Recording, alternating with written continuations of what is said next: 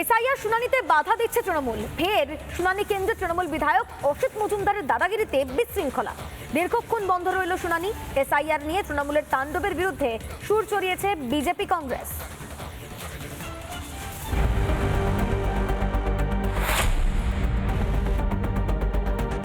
ফের এসআইআর শুনানিতে বাধা তৃণমূল বিধায়ক অসিত মজুমদারের।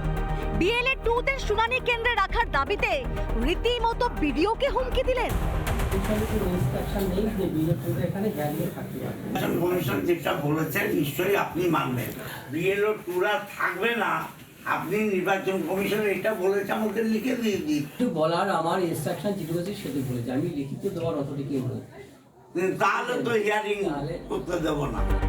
চুচুড়া তৃণমূল বিধায়ক হুমকি দিচ্ছেন, আর সপ্তগ্রামের শাসক বিধায়কের দাবি এসআইআর শুনানি হচ্ছে তার নির্দেশে, কমিশনের নিয়ম ভেঙে। কালকে ওরা প্রথমে অ্যালাউ করেনি, আমি গন্ডগোল করার পর কাল থেকে অ্যালাউ হয়েছে, আজকেও চলছে।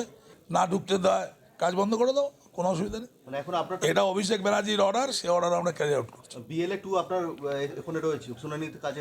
ভেতরে ঢুকছে, কাজ করছে, বেরোচ্ছে।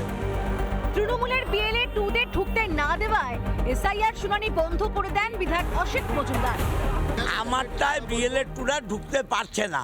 এখন কি বন্ধ থাকছে? শুনানি বন্ধ থাকছে? বন্ধ আছে তো, নিশ্চয়ই বন্ধ আছে। দেখুন, বিজেপি যা ডাইরেকশন দিচ্ছে নির্বাচন কমিশনকে, তাই করছে। বিধায়ক চুঁচুড়ার উনি ফুটেজ খেতে এসেছিলেন, উনি বিভিন্ন ব্লক ঘুরে ঘুরে ফুটেজ খাচ্ছেন।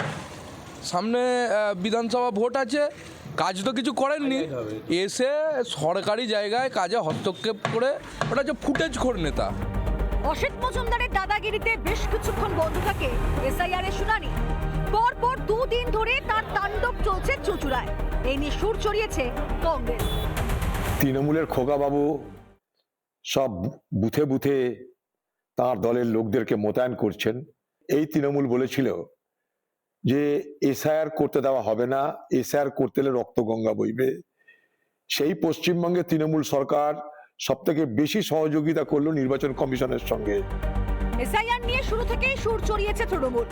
এনুমারেশন পর্বে নানান জটিলতা সৃষ্টির চেষ্টা করেছে, আবার শুনানিতেও বিশৃঙ্খলা করছে। এভাবে কি ভোটার তালিকায় ভূত ধরে রাখতে পারবে তৃণমূল? রিপাবলিক বাংলা। নানা ধরনের কন্টেন্ট দেখার জন্য লাইক করুন, শেয়ার করুন আমাদের ফেসবুক পেজ, সাবস্ক্রাইব করুন আমাদের ইউটিউব চ্যানেল। পাশাপাশি অন্যান্য ব্রেকিং নিউজের জন্য অবশ্যই চোখ রাখুন রিপাবলিক বাংলায়।